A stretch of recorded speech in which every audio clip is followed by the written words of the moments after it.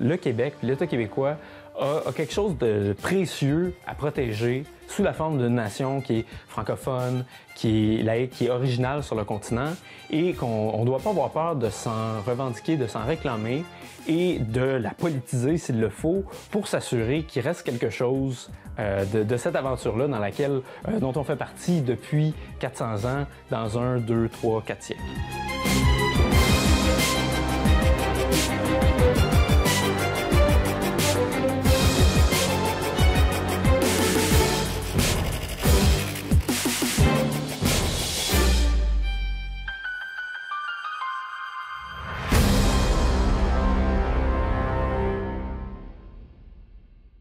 Étienne-Alexandre Beauregard, bonjour, merci d'avoir accepté l'invitation de Libre Média. Bonjour, ça me fait plaisir.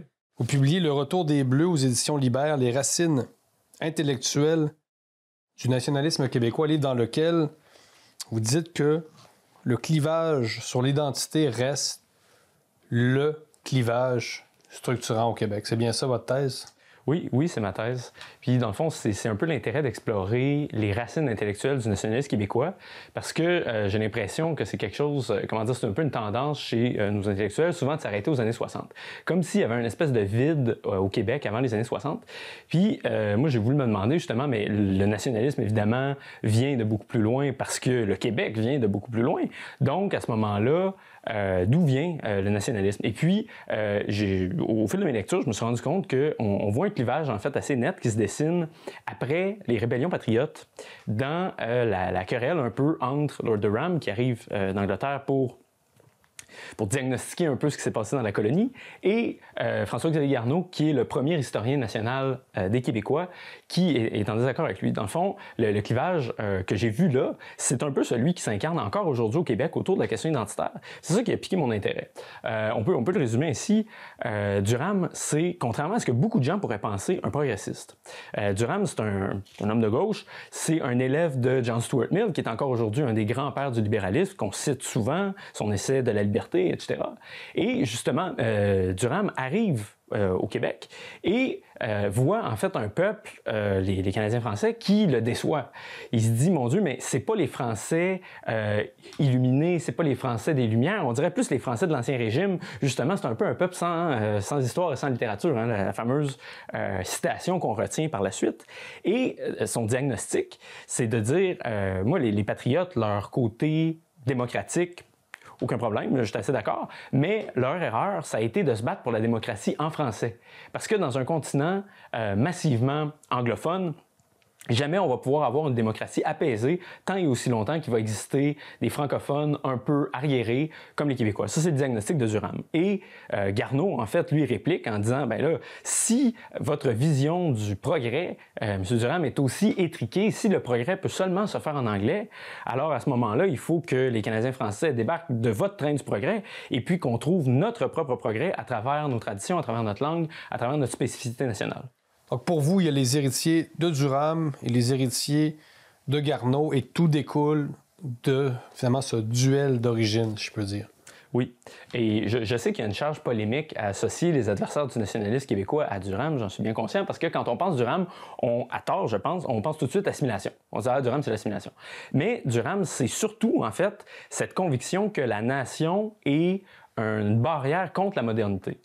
Et qu'il faut en fait s'émanciper des attaches traditionnelles, culturelles, nationales, si on veut réussir à atteindre une certaine vision du progrès, une certaine vision de la modernité. Et là-dessus, je pense effectivement que pour les adversaires du nationalisme québécois, il y a une filiation qui est tout à fait droite. Parce que quand on regarde chez un Pierre Trudeau, par exemple, qui est déjà pas mal plus proche des adversaires du nationalisme québécois d'aujourd'hui, un des reproches qu'il formulait aux Québécois, c'était de se servir de la démocratie à des fins nationales. Le fait qu'on politise le fait québécois, le fait qu'il y ait des partis qui se revendiquent de la différence québécoise et qui fassent de sa défense leur mission pour les Rouges, ceux que j'appelle les Rouges, c'est problématique en soi. En fait, c'est une espèce de barrière face au progrès qui serait une certaine vision du multiculturalisme où la question identitaire, en fait, n'est pas présente, n'est pas politisée.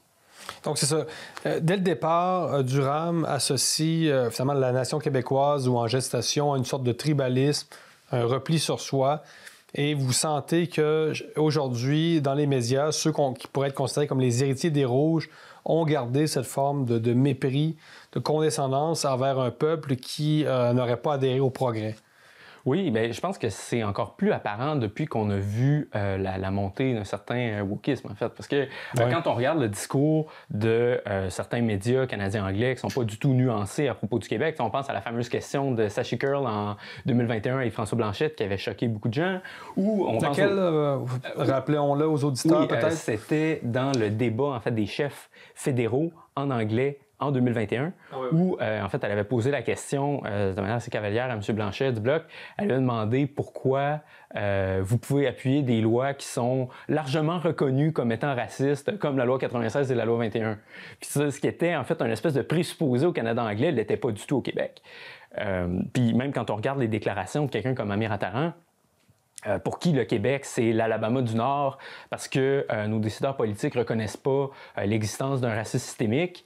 Donc, on voit en fait que l'espèce de défense de la spécificité québécoise, de notre manière d'envisager les débats de société selon une lunette qui n'est pas exactement la lunette canadienne-anglaise, qui n'est pas la lunette américaine non plus, ça pose problème en fait. Puis de cette manière-là, je pense que oui, il y a une ligne directe à faire avec Durham qui voyait l'appartenance nationale québécoise, canadienne, française comme problématique à la base. Vous parlez d'une ère identitaire dans laquelle on serait actuellement, d'une nouvelle phase du nationalisme qui a démarré en 2018. Pouvez-vous nous définir un peu cette nouvelle phase du nationalisme québécois? Oui. C'est peut-être moins intellectuel que politique quand je parle de nouvelle phase qui commencera en 2018. Parce que j'en parlais dans mon livre précédent, Le schisme identitaire. Pour moi, il y a vraiment quelque chose qui a commencé ou qui s'est révélé en 2006-2007 avec la crise des accommodements raisonnables. Je pense qu'il y a là-dedans un début, le début des discussions sur la laïcité, le début des discussions sur l'immigration, de la remise en question du multiculturalisme, des thèmes qui sont aujourd'hui très ancrés dans l'imaginaire politique québécois. Mais je pense que ça s'est incarné quand même à partir du moment où on a un parti comme la CAQ qui a décidé en fait de faire un pari politique qui n'était pas celui du Parti québécois. Parce que celui du Parti québécois, c'est de dire on va rassembler tous les indépendantistes. Vous demandez au chef du PQ, c'est ce qu'il dit. Tout à fait son droit, puis ça a été d'ailleurs le leitmotiv de ce que j'appelle le courant bleu pendant grosso modo 50 ans. Mais là, on a un parti sous la forme de la CAQ, qui s'est dit on va rassembler tous les bleus, tous les nationalistes, ceux qui adhèrent à une certaine idée de la défense du français, ceux qui adhèrent à une certaine idée de la laïcité, ceux qui veulent qu'on impose certaines conditions à l'immigration, peu importe qu'ils soient fédéralistes ou non. Donc, on a décidé un peu de recomposer en fait le courant politique partisan bleu autour de la question identitaire, parce qu'on a jugé que ça primait sur la question constitutionnelle. Et donc, c'est en ce sens-là, oui, j'y vois une vraie recomposition qui, à mon avis, est assez structurelle pour le clivage québécois parce que, qui prime en fait. Je pense qu'on l'a vu avec la convergence qui a été tentée en 2017 entre Québec solidaire et le Parti québécois. C'est sur la question identitaire que ça a bloqué. C'est pour ça que je vois une espèce de primauté de l'identitaire sur le constitutionnel. Qui n'est pas non plus le monopole du Québec, l'identité, c'est-à-dire c'est le Québec en ce sens, dans ce domaine-là, suit d'autres nations occidentales là, comme la France, où l'identité est très présente dans les médias, dans les conversations de tous les jours. Oui, bien sûr. Puis peut-être que... Peut-être pas le premier à parler d'ère identitaire, on s'entend. Non, bien sûr que non. Puis d'une certaine manière, je pense que vous faites bien de le remarquer, le côté international, parce que pendant longtemps, la question constitutionnelle, ça a fait du Québec une espèce d'anomalie, parce que en fait, le statut non résolu du problème québécois a fait en sorte que... tous nos projecteurs étaient braqués sur la question du oui et du non, qui a une pertinence, je ne nie pas, mais qui a pu... Vous pensez que, dans le fond, le référendum a pu éclipser à un certain moment la question de la souveraineté, de l'identité? Je pense que on a tellement parlé de souveraineté qu'on parlait moins d'identité. Je pense que oui. Puis je pense qu'on n'en serait pas politiquement où on est aujourd'hui s'il n'y avait pas eu un moment où les leaders souverainistes... peut-être par peur de déplaire au politiquement correct, se sont ligués du côté du multiculturalisme. Si on regarde le Parti québécois post-95, c'est pas dans ce livre-là, mais c'est dans l'ancien, mais c'est un peu lié. C'est la suite, de certaine façon. Oui, c'est la suite du premier livre, Le schisme identitaire, on le rappelle aux auditeurs, au Montréal. Quand Lucien Bouchard disait « Moi, je ne serais pas capable de me regarder dans le miroir si je modifiais la loi 101 », c'est le produit d'un tout autre contexte. Aujourd'hui, je pense qu'il n'y a plus un leader politique qui dirait ça, même au Parti libéral. C'est dire à quel point il y a eu une recomposition. Votre livre est bien fait. Il y a tout un échafaudage théorique. C'est le fruit d'une recherche assez très précise, un travail dans les archives, etc. Et donc, vous voyez ce clivage-là, évidemment, dans la littérature sur le nationalisme, sur le Canada, sur le Québec, mais est-ce que ce clivage-là, selon vous, est encore présent quand vous dites que l'identité est encore à l'origine de chicanes de famille, par exemple? Est-ce que vous sentez ça vraiment qu'au Québec, c'est le sujet de préoccupation sur le terrain, l'identité, ou que, évidemment, dans un contexte d'inflation, un contexte de hausse du coût de la vie, etc., où on assiste finalement à plusieurs enjeux en même temps qui sont abordés dans les familles, par exemple? Oui. Je dis ça peut-être de manière un peu imagée pour dire qu'en fait, quand on va arrêter de parler à quelqu'un, c'est peut-être moins à savoir s'il voterait oui, s'il voterait non, ou s'il est pour le 21, s'il est contre. Puis il y a d'autres sujets auxquels on peut penser qui sont dans le domaine de l'identitaire qui vont généralement tendre à choquer. Puis je dis pas que c'est le sujet qui préoccupe les Québécois si vous faites un sondage. Hein. C'est toujours santé, éducation, coût de la vie. C'est normal. C'est ça, ouais. C'est un peu la pyramide de Maslow. Mais quand on regarde le clivage politique, quand quelqu'un va faire le saut en politique, s'il va choisir d'aller au Parti libéral à Québec solidaire ou à la CAQ au Parti québécois, je pense que effectivement, ça occupe une place qui est quand même assez majeure dans la mesure où peut-être que la dissidence est moins tolérée. Là, on ne verrait pas quelqu'un qui va se lancer avec le Parti libéral et qui va dire « Ah oui, moi je suis 100% pour la loi 21 puis je veux réduire l'immigration à 30 000 ». Ce serait assez improbable. Tandis qu'il y a d'autres dissidences qui sont peut-être plus tolérées. Donc, c'est pour ça en fait que je vois un espèce de clivage prépondérant qui, à mon avis, organise peut-être davantage jeu politique. Puis l'immigration, évidemment, on en parle beaucoup actuellement à cause de la crise du logement. Vous pensez que ça peut redevenir peut-être le sujet au Québec ou un des sujets au Québec? Je pense que ça fait partie d'un tout, parce qu'on n'en a pas parlé directement, mais c'est quoi la conviction qui anime les Bleus, à mon avis? C'est l'idée que le Québec, c'est un État-nation qui a pour vocation de défendre une certaine idée de la culture, de la nationalité, puis un certain parcours historique. Fait qu'à ce moment-là, évidemment, la crise du logement, c'est quelque chose qui va exacerber la question du nombre brut, mais la question de l'État-nation en général, c'est aussi comment est-ce qu'on va intégrer, dans quel volume est-ce qu'on est capable d'accueillir, puis est-ce qu'on n'a pas, d'une certaine manière aussi, le devoir de s'assurer que ça se fasse en harmonie avec une certaine manière de voir le monde, avec une certaine identité. Tandis que quand on regarde, par exemple, certains défenseurs d'une hausse des immigrations, des défenseurs une immigration plus immodérée, disons, c'est davantage les critères économiques, non identitaires qui vont... Oui, c'est des critères très matérialistes. En L'initiative du siècle, on rappelle, un projet qui viserait à faire du Canada un pays de 100 millions d'habitants. C'est plus qu'immodéré, d'une certaine façon. Oui, puis c'est drôle parce que je l'aborde, l'initiative du siècle, dans le livre. Il y a un livre d'ailleurs qui est sorti, c'est Doug Sanders, qui est un chroniqueur du Globe and Mail, si je ne m'abuse, qui, en fait, son livre s'appelle Maximum Canada. Là, c'est une défense de l'initiative du siècle. Et c'est drôle parce que c'est vraiment dans une perspective que j'appellerais rouge dans mon livre. Parce que lui dit, l'identité culturelle, c'est pas important. Il dit, un État, ça se fonde pas là-dessus. Un État, c'est une manière de collaborer social, économique. Puis dans le fond, le lien qui lie les citoyens au sein de l'État doit dépasser la question de la culture, doit dépasser la question de la nation. Puis là-dessus, il est assez cohérent avec une certaine opinion canadienne qui défend le modèle multiculturaliste depuis plusieurs décennies. Qu'est-ce que vous répondez aux gens qui vont vous dire « Oui, mais les Amériques, dans l'ensemble, c'est un continent d'immigration. » Bon, c'est vrai des États-Unis, mais c'est vrai d'autres pays, du Brésil, etc. Que le Québec, finalement, c'est une sorte d'anomalie, puis c'est un peu vrai aussi, là. Les Amériques, c'est la rencontre, finalement, de trois cultures, hein, la culture amérindienne, la culture espagnole, la culture anglaise, la culture, africaine, évidemment, avec les afro-descendants, comme on les appelle aujourd'hui. Donc, est-ce que c'est possible un Québec qui, finalement, serait en rupture d'une certaine façon avec le caractère immigrationniste des Amériques? Je pense que les deux perspectives ont une part de vérité, puis je m'explique ainsi. C'est sûr que les États-Unis ont un modèle qui est le leur, hein, puis qui est d'une certaine manière aussi celui du Canada anglais, où on se dit, dans le fond, on n'a pas besoin d'utiliser l'État pour défendre une certaine idée de la culture, mais c'est pas parce qu'ils y croient pas, c'est parce qu'elle s'impose de facto. Puis ça, c'est un passage que je pense que c'était important de souligner. Darwinisme aussi. Oui, je parle de darwinisme parce qu'il y a vraiment une hypocrisie là-dedans, puis je pense qu'on le dit pas assez, parce qu'on le voit pas assez. Mais si nos voisins canadiens-anglais, si nos voisins américains sont moins préoccupés de la culture que les Québécois peuvent l'être, c'est parce que leur culture, c'est la culture dominante à l'échelle du monde, exactement. Puis l'exemple... Organique, là. Oui, exactement, de manière organique. Puis c'est pour ça un peu que les marxistes diraient hein, que l'absence de règles sur ces questions-là, c'est pour favoriser les dominants.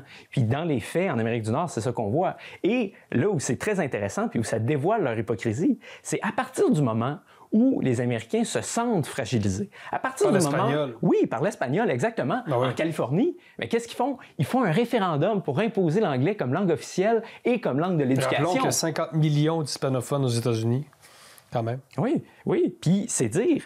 Et d'ailleurs, quelqu'un comme Samuel Huntington, qu'on connaît pour son Clash des civilisations... Il y a beaucoup écrit là-dessus, oui. Oui, qui a écrit un livre qui s'appelle « Qui sommes-nous? » sur l'identité américaine. Puis là-dessus, c'est un précurseur parce qu'il y a beaucoup de questions qui sont posées aujourd'hui aux États-Unis qu'il a lui-même amené. Puis il disait littéralement « Je ne voudrais pas voir un Québec... latino-américain au sud des États-Unis. » Fait qu'ils ont cette préoccupation-là. Tu sais, c'est pas vrai. Pourquoi dans le Québec, latino-américain? C'est-à-dire un État qui serait, aux États-Unis, qui serait majoritairement latino-américain, ça lui faisait peur. Donc, c'est dire que de regarder le modèle québécois d'État-nation, qui est quand même assez répandu en Europe aussi, allez-y, puis oui.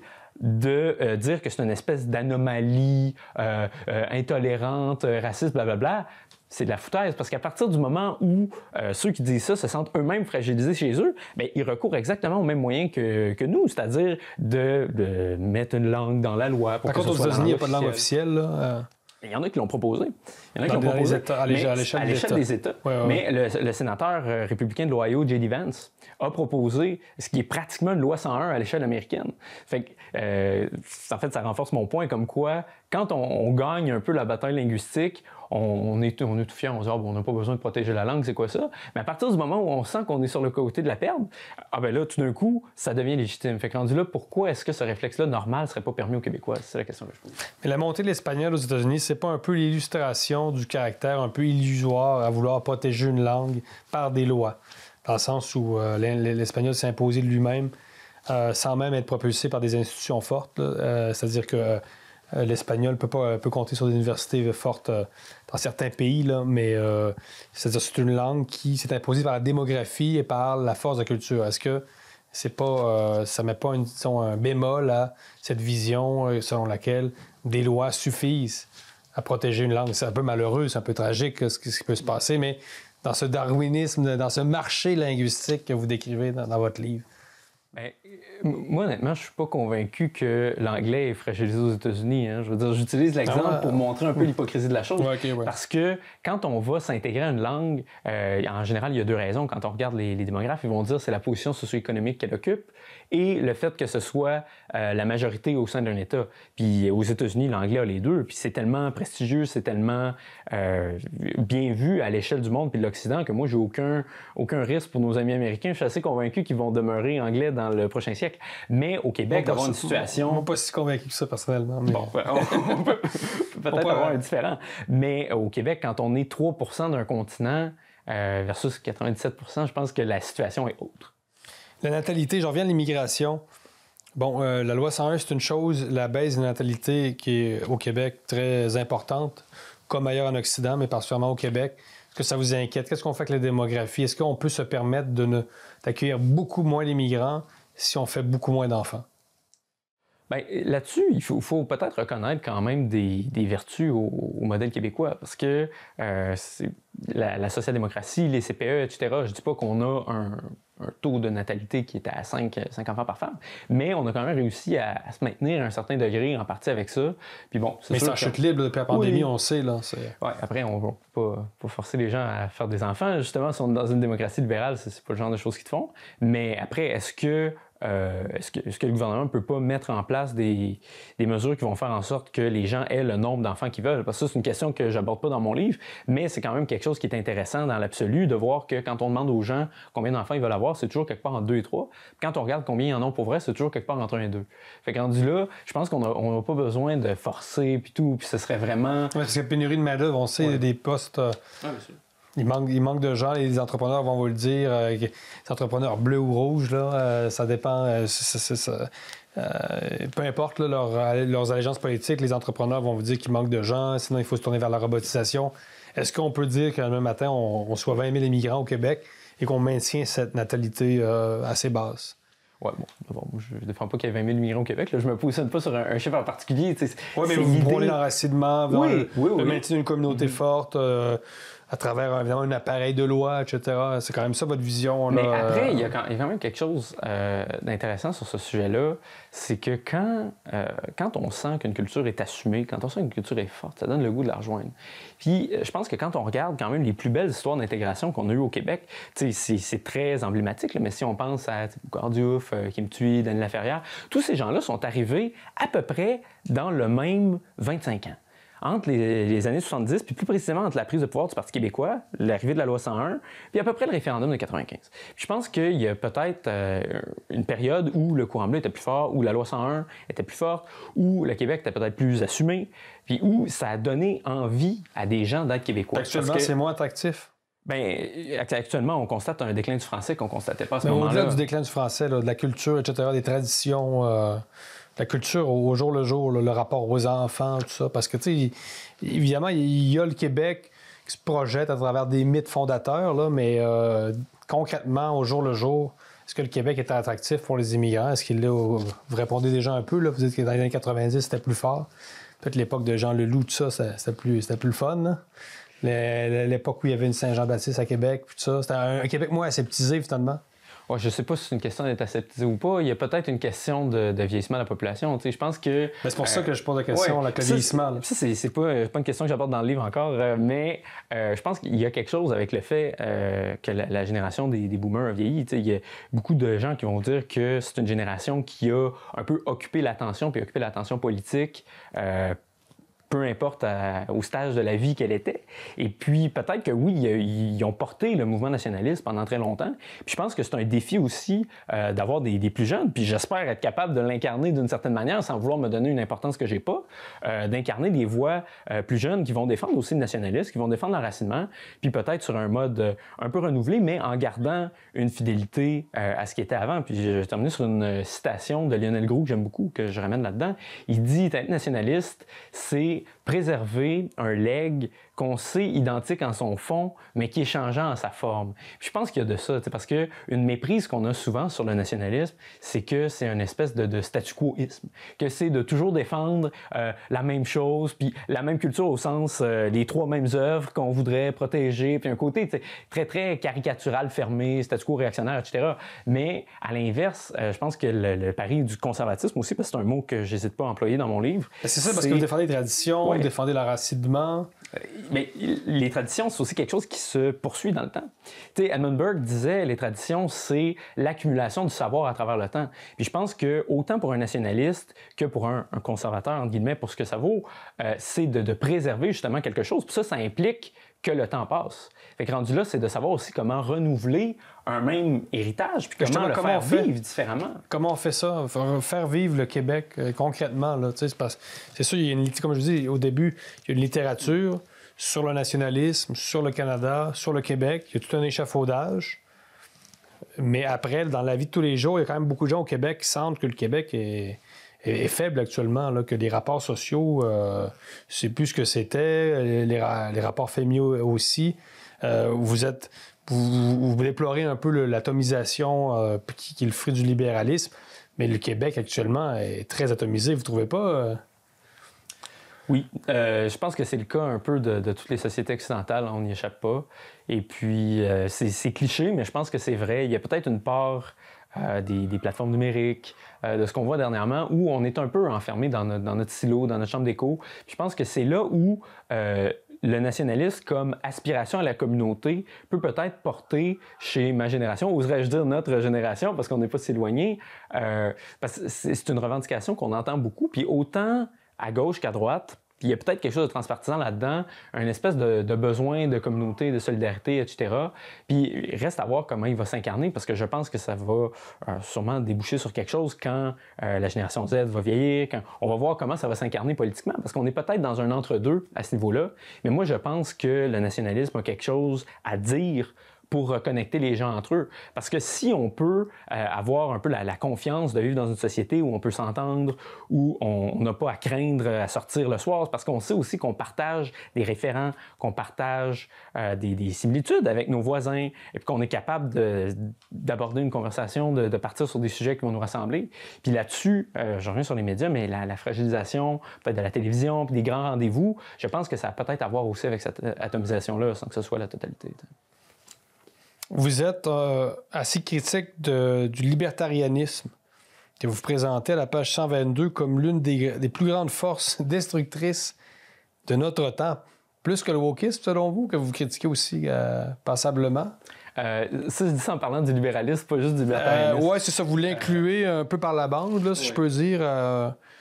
Oui, vous englobez un courant très large dans cette formulation-là. Cette idéologie, effectivement, le libéralisme et sa variante de droite, le libertarianisme. Donc, vous englobez beaucoup de choses ici. Cette idéologie qui projette de refaire le monde à son image est probablement la plus grande force destructrice de notre temps.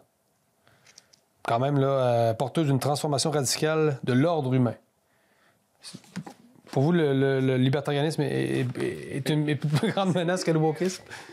Sans hiérarchiser les deux, puis on y reviendra, je pense qu'il y a quand même du vrai dans cette affirmation-là qui vient de beaucoup de critiques du libéralisme. C'est pas moi qui l'invente. Ça, d'ailleurs, même Karl Marx le disait. J'en suis pas fier, je suis pas particulièrement marxiste, mais je pense qu'il y avait quelque chose de vrai au sens où souvent la revendication de liberté est peut-être plus de liberté intrinsèque de l'être humain, à mon avis, est plus normative qu'elle est descriptive.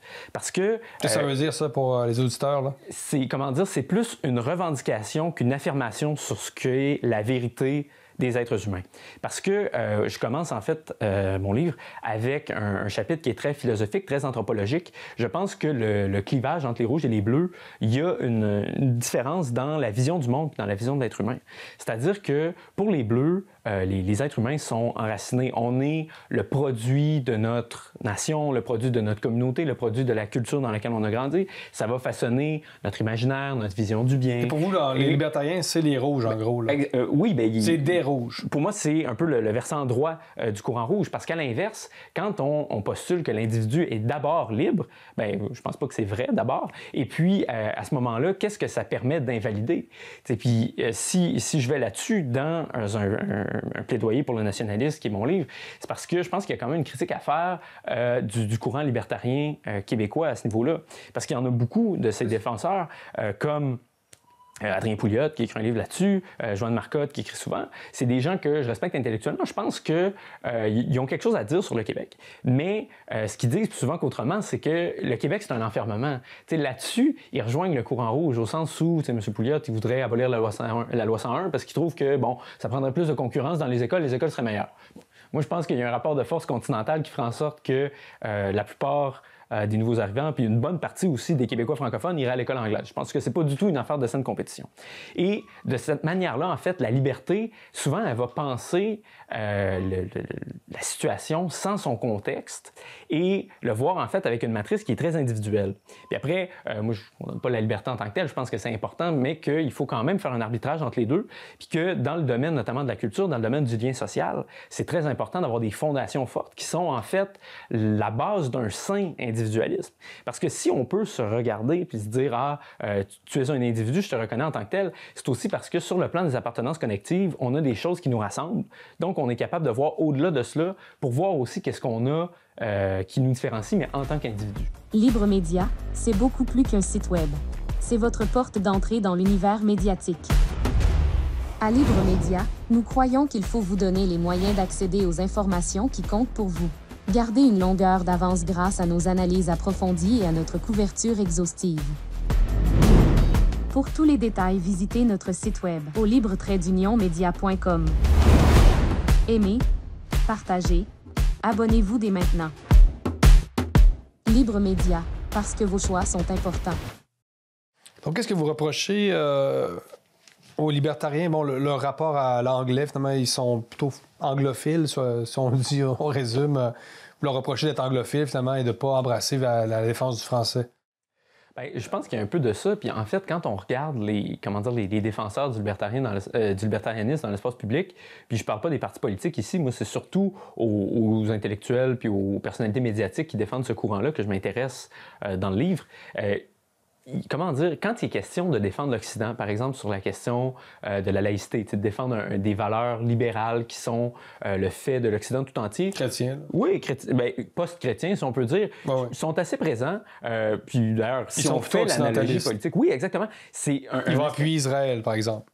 Oui. Généralement. Exactement. Mais moi, c'est ce qui me fascine un peu, c'est qu'on peut avoir une espèce d'occidentaliste qui n'est pas nationaliste. Parce que pour moi, défendre l'Occident, c'est la continuité logique de défendre sa nation. Puis, est-ce qu'on peut vraiment accéder au patrimoine de civilisation occidentale sans passer par son propre enracinement, puis par, au final, la tradition québécoise, quand on est québécois? Moi, je pense que non.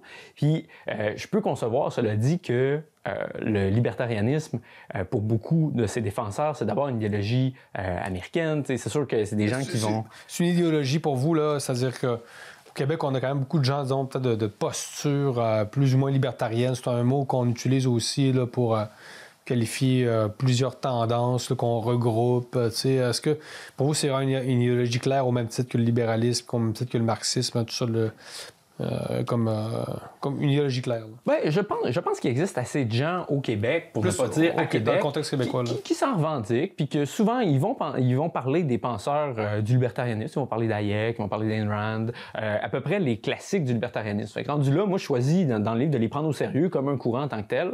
Et puis, je trouve ça d'autant plus intéressant qu'on a un parti avec le Parti conservateur du Québec qui a essayé de peut-être s'en revendiquer. Puis je pense qu'Éric Duhem lui-même se revendique. Vous dites que le PCQ est le parti qui porte le plus mal son nom au Québec. Oui. Puis ça j'aime ça aussi. Parce que je pense qu'il y a quelque chose dans le conservatisme qui est, inévitablement lié avec le nationalisme, au sens où le conservatisme, de quelque part, c'est forcément issu de sa tradition propre. Et à partir du moment où on va le déraciner pour un peu singer celui d'ailleurs, par exemple celui des États-Unis, qui est beaucoup plus libertarien que peut l'être celui du Québec, bien, ça donne cette espèce de moment-là un peu étrange où on va défendre l'Occident sans défendre vraiment la langue française. Puis, ça donne un mélange qui, à mon avis, est peut-être un peu incohérent dans le contexte québécois. Et à ce moment-là, la question, c'est toujours, le Parti conservateur conserve quoi? Puis, moi, par exemple, pas obligé de rester sur les questions très politiciennes qui ne sont pas l'objet de mon livre, mais quand on voit, par exemple, le Parti conservateur qui s'est opposé à la loi 96 puis que tout d'un coup avait des malaises avec la défense de la langue française, c'est un peu ce que j'incarne, ce que je dénonce, dans la mesure où c'est pas étranger à ces intellectuels, ces personnalités libertariennes du Québec qui ont à peu près toujours défendu l'Occident quand il fallait, mais que quand il était question de défendre la nation québécoise puis de défendre la langue française, tout d'un coup, il y avait beaucoup de bémols, puis ils se demandaient si c'était vraiment si important que ça, s'il y avait vraiment un déclin du français au Québec. On va vous dire que, le modèle québécois ne favorise pas la force du Québec. C'est-à-dire, on va vous dire que c'est pour le bien du Québec qu'on est pour plus de liberté économique, pour la force économique du Québec, et qu'avec une meilleure économie, on va être plus fort, plus indépendant, plus autonome à l'intérieur de la fédération, peut-être un jour indépendant, mais que si on n'est pas plus fort économiquement, on ne va pas s'améliorer comme peuple. C'est ça aussi la rhétorique, entre guillemets, libertarienne. Qu'est-ce que vous répondez à ça? Moi, je ne suis pas en désaccord avec ce que vous venez de dire. Puis je pense qu'à ce moment-là, il faut être capable de faire la distinction entre l'État-nation et l'État-providence. Parce que c'est vrai qu'on sort peut-être d'une période où, par exemple, avec le Parti québécois, puis avec la Révolution tranquille en général, les deux ont été très fusionnés. Puis c'est pour ça, d'ailleurs, je sais qu'il y a plusieurs penseurs libertariens, je pense à Vincent Gelozo, qui aiment bien je sais pas s'ils écriraient comme ça, là. Je sais pas s'il se dit libertarien ou se dit libéral au sens anglo-saxon. Là. Je sais plus, on lui demandera à Vincent. Là. On lui demandera en tout respect, en toute amitié. Mais c'est-à-dire que de se revendiquer de Maurice Duplessis comme ça, je trouve qu'il y a quelque chose quand même de révélateur. C'est un livre original quand même. Oui. C'est celui de Vincent Gelozo que vous citez. Là. Bien sûr, je le cite parce que pour moi... du grand rattrapage au déclin tranquille. Exactement. Il y a vraiment une pensée sur le Québec qui est là-dedans, qui n'est pas la mienne, mais j'ai l'impression qu'il escamote un peu le côté État-nation que Duplessis avait déjà. Puis moi, je pense que l'État-nation, vous comprenez que c'est pas une notion que tout le monde défend en Occident non plus. Là. Bien sûr. Puis que c'est construit sur, évidemment, je vais pas dire l'oppression de certaines minorités nationales, mais par exemple en France, on sait comment c'est construit l'État-nation, c'est-à-dire qu'on a écrasé des langues régionales. Tu sais, toujours le paradoxe là, de l'État-nation, c'est-à-dire dans la mesure où vous défendez l'État-nation québécoise, pourquoi les communautés autochtones, à une plus petite échelle, ne seraient pas elles également libres de choisir leur destin? Et pas s'autodéterminer. L'État-nation, dépendamment des pays, vous comprenez, c'est pas une nation qui est universellement non plus acceptée. Là, Bien sûr. Pour des raisons aussi assez évidentes. Là, par exemple, quand la Turquie a décidé d'être un État-nation, ça a fait le génocide arménien. On comprend qu'il y a quand même... c'est pas une notion sacrée, l'État-nation non plus. Là. C'est pas une notion sacrée, ça demeure la notion que je défends. Après, bon, je pense pas que les Québécois ont commis de génocide. Là. Moi, je parle dans le contexte québécois. Non, je comprends, mais parce que vous parlez comme si c'est un peu comme une... pas une évidence, là, mais... Mais si vous me permettez de revenir sur le point de l'État-nation et de l'État-providence. Oui, c'est ça. Moi, je pense qu'on pourrait être un libertarien, un homme de droite cohérent au Québec, puis dire il y a des programmes sociaux qui n'ont pas leur pertinence, qui seraient peut-être mieux assumés par le privé. Puis à cela, je pense à une figure comme François-Albert Ranger, qui est un des mentors de Jacques Parizeau, qui est un des fondateurs, ou du moins des professeurs au tout début du HEC, qui, lui, était un féroce nationaliste, qui défendait la loi 101 en disant que c'était la plus grande victoire du Québec francophone, mais qui trouvait quand même, puis ça, c'est pas rien quand même, qui disait que, bon, Hydro-Québec, ça aurait pas dû être un monopole d'État, il aurait aimé mieux que ce soit des coopératives locales. Fait qu'à ce moment-là, est-ce qu'il n'y a pas moyen, justement, de distinguer, si on est plus de droite économique, que l'État québécois a un rôle pour défendre une certaine vision de la culture, mais pas forcément une certaine vision de l'économie? Pour moi, ça va pas de soi. Puis j'ai l'impression que, peut-être parce qu'il y en a par le passé qui ont voulu assimiler les deux de manière un peu fallacieuse en disant si vous critiquez l'État-providence, vous critiquez le Québec, vous critiquez le modèle québécois, est-ce qu'on peut pas dire que, ouais, ben, on veut rester des Québécois, on aime le côté identitaire, puis c'est un peu l'État régalien, en fait. Puis ça, il y a beaucoup de droites dans le monde, puis de conservateurs dans le monde qui n'ont aucun malaise avec ça. Vous n'avez pas une vision quand même un peu réductrice du libertarianisme, dans le sens, ça serait toujours de privatiser. Enfin, j'espère que les libertariens au Québec ont d'autres choses à dire que privatiser, parce que sinon, c'est pas très intéressant, même si on est d'accord dans la majorité des cas. Mais dans la mesure où quelqu'un qui vous dirait que les Québécois ont tellement misé sur l'État, l'État est tellement protecteur culturellement que eux, dans leur vie, là, qu'est-ce qu'ils font, eux, pour protéger le français, par exemple? Si on s'en remet toujours à l'État, à son modèle pour protéger notre langue, protéger notre culture, qu'est-ce qu'on fait, nous, dans notre vie, pour le Québec, pour notre culture? Bien, vous voyez... Ça serait une critique un peu libertarienne, non? Oui, ça serait une critique libertarienne à la fois. Ben, je ne sais pas si ça serait nationaliste, parce que j'aimerais savoir c'est quoi l'action qui serait proposée à ce moment-là, parce que, comment dire, il y a des biens collectifs, entre guillemets, qui sont mieux protégés par la puissance publique, puis je pense que la culture en fait partie. Mais pour vous, il n'y a pas de geste, c'est-à-dire, si l'État n'intervient pas, ça ne peut pas être un politique, finalement. C'est la sphère privée. Quand vous dites qu'est-ce qu'on ferait, parce que peut-être vous êtes habitué de raisonner dans des termes étatiques, là. C'est-à-dire, vous dites qu'il n'y a pas d'action s'il n'y a pas d'État? Bien, c'est-à-dire que ça, c'est quelque chose qu'on entend souvent du côté rouge. Puis, tu sais, mettons, Trudeau, c'était ça sa critique de la loi 101. Il disait, si les francophones deviennent si puissants, si riches, si intéressants, bien, tout d'un coup, les Anglos du Canada, puis même des États-Unis, vont se mettre à parler français parce qu'enfin, la langue va avoir du prestige. Je crois pas ça. Je pense que quand on est 3 Donc, ça nous prend la béquille, évidemment, toujours de l'État. Je sais pas si c'est juste une béquille ou une assise qui est légitime. C'est éternel. C'est quand même ça la question. C'est-à-dire, on est un peu allé au bout quand même de la logique. Là. C'est-à-dire, on a fait la loi 101, ça fait des années, ça fait plusieurs dizaines d'années qu'on est dans le modèle québécois. Est-ce que le Québec se porte mieux aujourd'hui? Est-ce que la solution, c'est d'en remettre encore, d'étendre la loi 101 au cégep, par exemple? Est-ce qu'on n'est pas un peu allé au bout de la logique et que là, il faut peut-être passer à autre chose dans le nationalisme, là, encore une fois? Là. Vous comprenez ma question? Mais encore une fois, c'est parce que j'aimerais ça, savoir ce qu'un individu peut faire au quotidien, à moins d'être un patron de presse qui se mettrait à produire. Vous croyez que dans la coercition de l'État, là, ce serait la solution? Mais c'est pas un peu une tragédie? Si le Québec est condamné à rester une sorte de réserve faunique, si je peux dire, des gardiens de zoo qu'il faut qu'ils nous alimentent culturellement. Non, mais c'est parce que... Ouais, c'est peut-être un peu réducteur dans la mesure Non, mais c'est parce qu'on est comme dans l'écologie culturelle. Ça nous prend toujours des tuteurs. On ne peut pas pousser par nous-mêmes un peu. Mais je sais pas si vous comprenez un peu. Ben oui, vous comprenez. C'est un peu la critique que je formulais tout à l'heure quand je dis que la pensée de la liberté... mais c'est pas la liberté, ça. C'est juste une vision de la culture. C'est pas une question de droits et libertés, ça.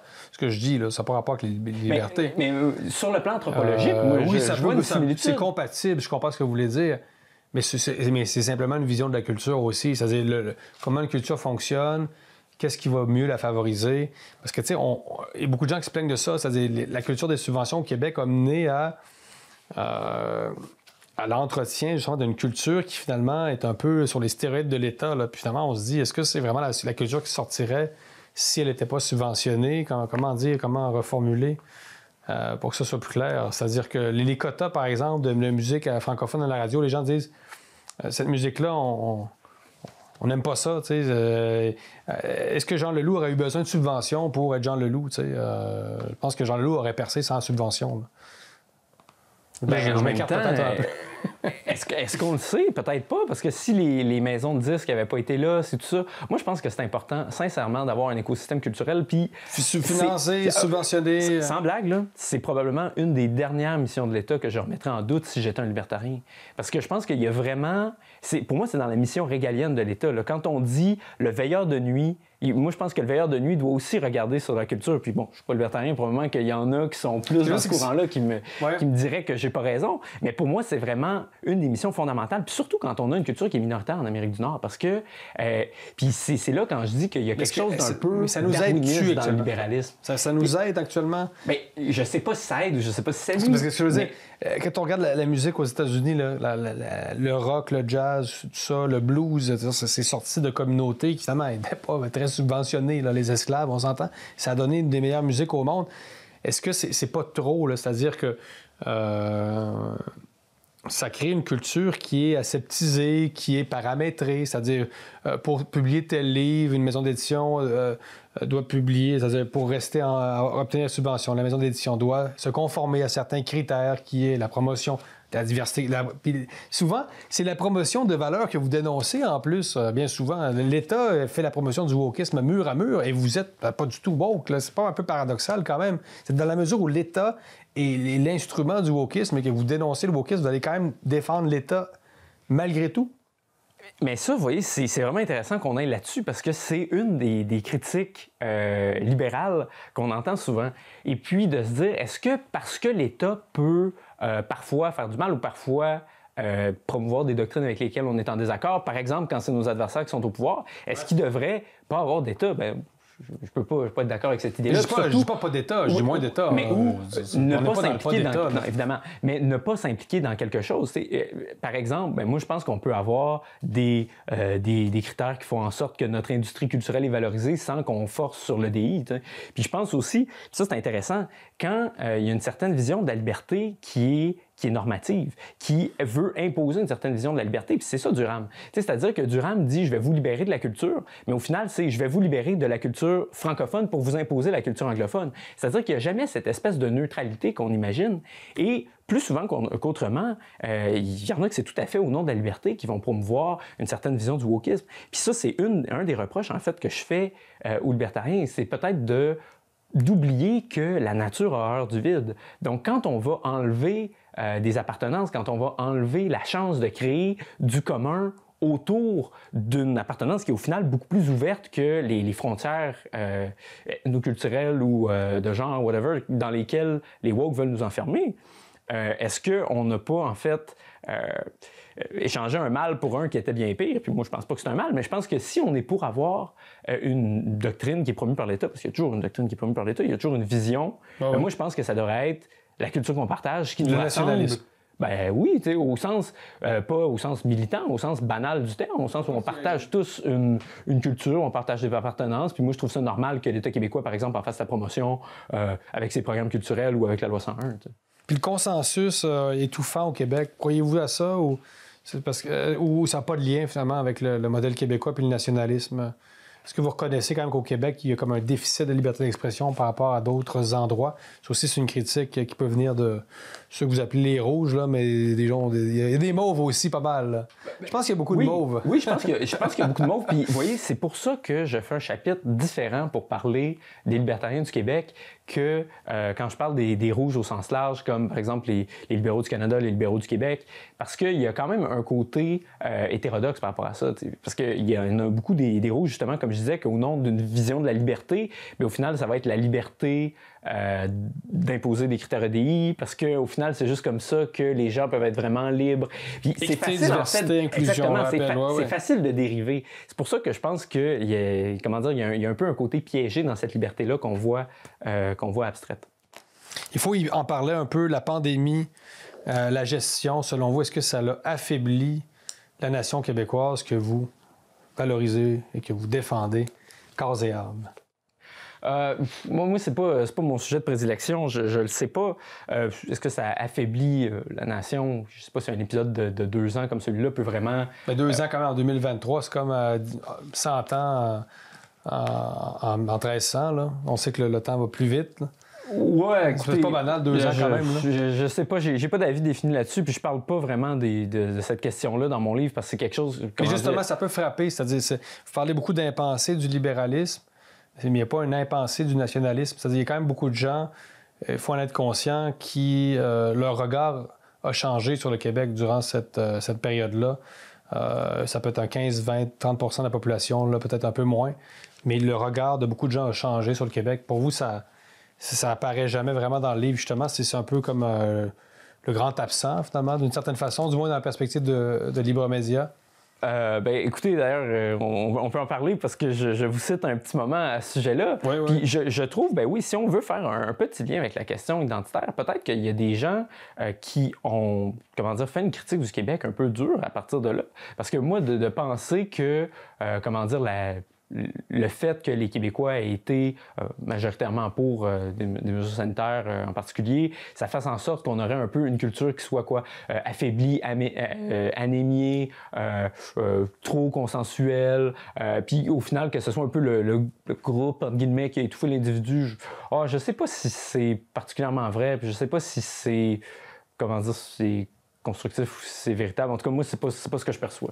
C'est que vous défendez les traditions, tout ça, vous déplorez, même vous dénoncez la tentation technocratique, parce que on vous lit, vous êtes très conservateur, mais le lien se fait pas, on dirait, avec la pandémie qui a été une gestion qui est technocratique et qui est finalement une gestion, pas dire rouge, parce que là, ça serait un peu tiré par les cheveux, mais très, très progressiste, finalement, le scientisme... Vous dénoncez même une sorte de scientisme, hein? C'est-à-dire la prétention à paramétrer la société en fonction de critères extra-scientifiques, puis tout le reste, c'est pas scientifique, donc fermez-vous là. Donc, je pose la question parce que, évidemment, on s'y intéresse à Libre Média, mais comme nationaliste, dans la mesure où les médias se mettent à attaquer Noël, c'est la dernière tradition collective forte qu'on a au Québec. Noël est finalement une fête qu'on interdit. Vous êtes nationaliste, vous défendez l'enracinement. Comment vous trouvez ça?